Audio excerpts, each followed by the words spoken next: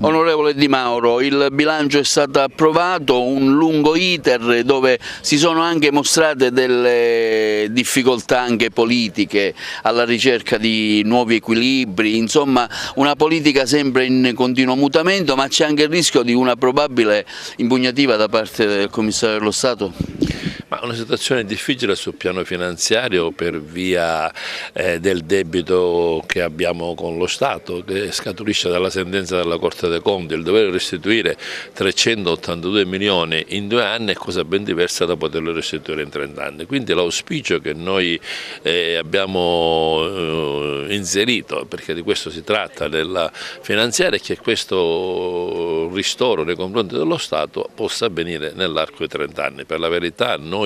abbiamo già fatto in modo di presentare nella legislazione nazionale, nel corso di un esame di un disegno di legge, un emendamento in questo senso, che purtroppo non è stato esaminato per via poi del voto di fiducia che c'è stato. Comunque l'argomento sarà ripreso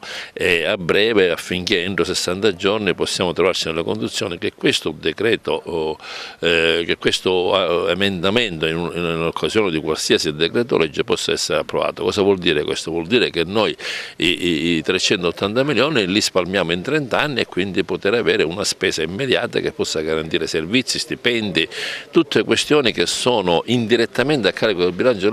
della regione attraverso gli affidamenti dei servizi, ora all'ESA, ora ai consorzi bonifica, ora ai forestali e così via. E allora noi abbiamo intanto fatto un'operazione di questo tipo e ovviamente anche siamo convinti che qualora questo non dovesse essere accolto dal Parlamento nazionale per difficoltà di carattere tecnico, anche se ritengo che non ci siano oneri a carico del governo nazionale e quindi del bilancio, io credo che sia necessario, soprattutto da parte del Movimento 5 Stelle, un'attenzione ai temi siciliani che riguardano stipendi, che riguardano servizi, e quindi accogliere un articolo di questo tipo non osta né alle casse dello Stato, ripeto, né osta all'impianto legislativo di qualsiasi disegno di legge. Se questo non dovesse succedere, e malauguratamente nei confronti della Sicilia, saremmo costretti a fare un taglio verticale di circa l'1% per recuperare 100 milioni che sono comunque funzionali ad assicurare i servizi di cui accennavo poco fa.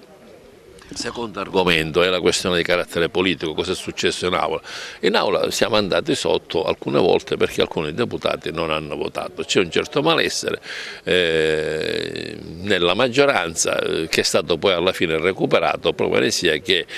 nonostante i presenti erano 34, per via di alcuni colleghi indisponibili per ragioni di carattere personale, qualcuno impossibilitato per una vicenda di carattere giudiziario, abbiamo però ottenuto il plenum alla fine e abbiamo nella sostanza tutte le cose che erano importanti riuscito ad approvare, e il voto finale ci ha consentito comunque oggi di avere uno strumento finanziario operativo. C'è da registrare la maggioranza, ma questo è un compito che saprà fare bene il Presidente Musumeci, che con il suo savoir-faire certamente sarà nelle condizioni di recuperare anche il rapporto, mi permetto di dire, oltre che politico, anche una iniziativa che possa